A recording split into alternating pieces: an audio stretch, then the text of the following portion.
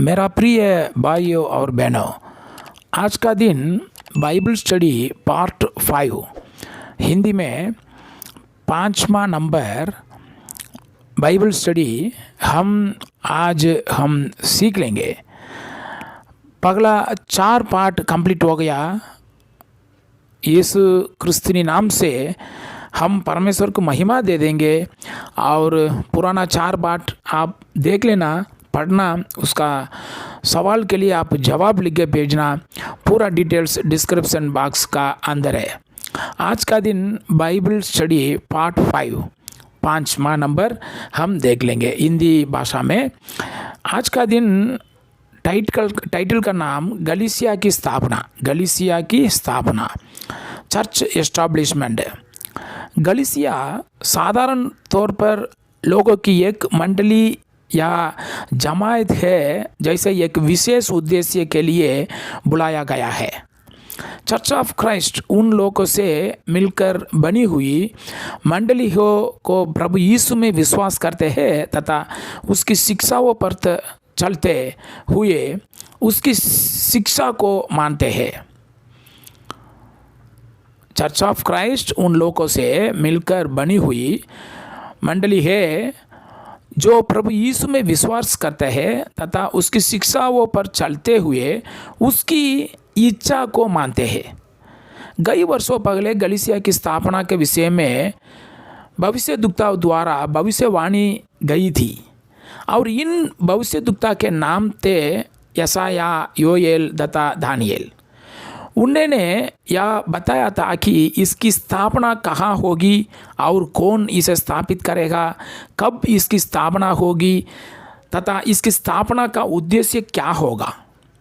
यशाया भविष्यद्वक्ता ने कहा था, अंत के दिनों में ऐसा होगा कि यहोवा के भवन का पर्वत सब पहाड़ों पर दृढ़ किया जाएगा और सब पहाड़ियों से अधिक ऊंचा किया जाएगा और हर एक जाति के लोग दारा की नाई इसकी और चलेंगे और बहुत देशों के लोग आएंगे और आपस में कहेंगे, आओ हम यहोवा के पर्वत पर चढ़कर याकूब के परमेश्वर के भवन में जाए।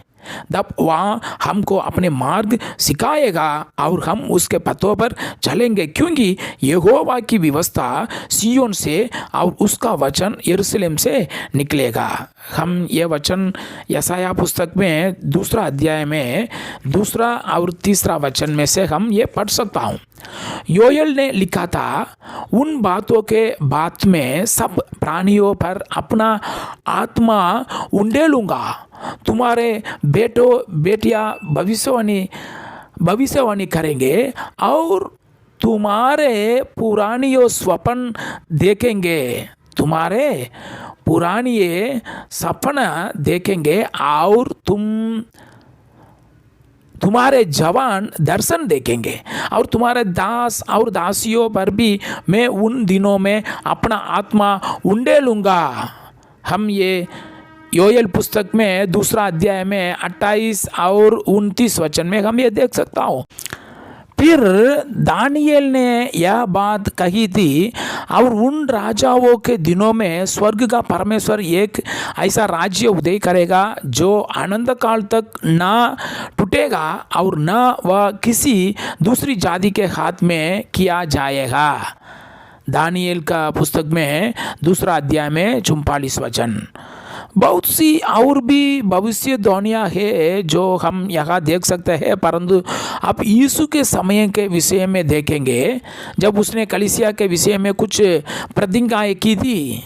यीशु ने कहा था, और मैं भी तुझसे कहता हूँ कि तू पतरस है और मैं इस पत्थर पर अपनी गलीसिया बनाऊंगा और अधोलोक के फाटक उस पर प्रबल ना होंगे। मत्ती का सुवार्ता 16 अध्याय में 18 वचन में हम ये पढ़ सकता हूँ। यीशु मसीह कहा था। इस बात पर ध्यान दीजिए कि उसकी स्थापना अभी हुई नहीं थी, बल्कि प्रभु ने भविष्य में इसकी स्थापना के विषय में कहा था। पतरस ने जब यह अंगीकार कर लिया कि वह परमेश्वर का पुत्र है, तब उसने कहा, हे सिमोन योना के पुत्र, तू धन्य है, क्योंकि मांस और लहू ने नहीं परंतु मेरे पिता ने जो स्वर्ग में है यह बात तुझ पर प्रकट की है। मत्ती का सुवार्ता 16 अध्याय में 17 वचन। उसने पत्र से कहा कि उसके इस अंगीकार पर वह अपनी गलीसिया को बनाएगा। वो अंगीकार क्या था? वो अंगीकार था कि वह अर्थात यीशु परमेश्वर का पुत्र है। वो अंगीकार था कि वह अर्थात यीशु परमेश्वर का पुत्र है। इसलिए गलीसिया की स्थापना यीशु पर होनी थी, पत्रस के ऊपर नहीं है। इसलिए कलीसिया की स्थापना यीशु पर होगी थी, पत्रस के ऊपर नहीं है। इस बात पर भी ध्यान कीजिए कि कलीसिया को बनाने के प्रतिज्ञा किसने की थी? यीशु ने कहा था, मैं अपनी कलीसिया बनाऊंगा। इसलिए इसे हम चर्च ऑफ क्राइस्ट अर्थात मसीह की कलीसिया कहते हैं।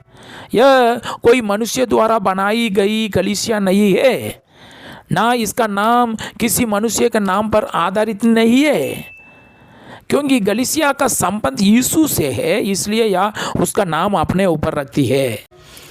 मार्कुस पुस्तक 9 अध्याय में पहला वचन में उसने कहा था, मैं तुझसे सच कहता हूँ कि जो यहाँ खड़े हैं उनमें से कोई ऐसे है कि जब तक परमेश्वर के राज्य को सामर्थ सहित आया हुए ना देख ले, तब तक मृत्यु का स्वाद कदापि ना चखेंगे। ध्यान दीजिए कि प्रभु ने यहाँ अपना राज्य के विषय में कहा है जो उसकी गलीसिया है। उसने कहा था कि वह जो लोग कटे हैं उनमें से कुछ तब भी जीवित होंगे जब उसका राज्य आएगा, अर्थात उसकी गलीसिया या मंडली। जब हम प्रेरितों 2 अध्याय की और आते हैं तब हम वहाँ गलीसिया की स्थापना के विषय में पढ़ते हैं।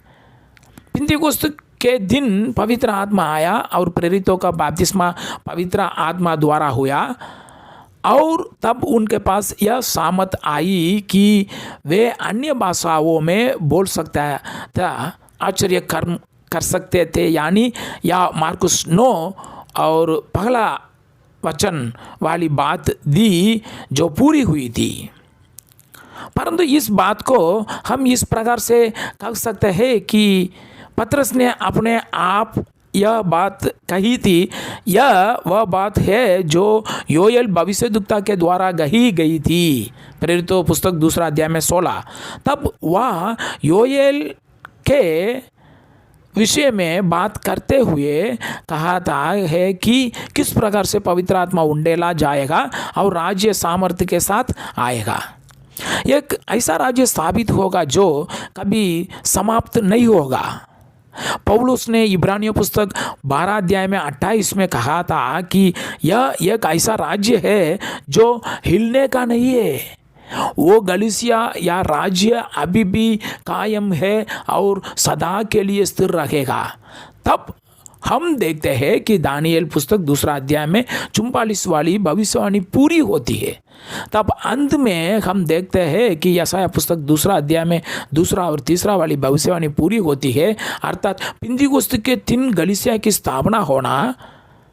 इसकी स्थापना का स्थान था यरूशलेम और समय था 33 सन। राज्य अर्थात गलीसिया की स्थापना हो चुकी थी। राज्य अर्थात गलीसिया की स्थापना हो चुकी थी। सुसमाचार का प्रचार किया गया था तथा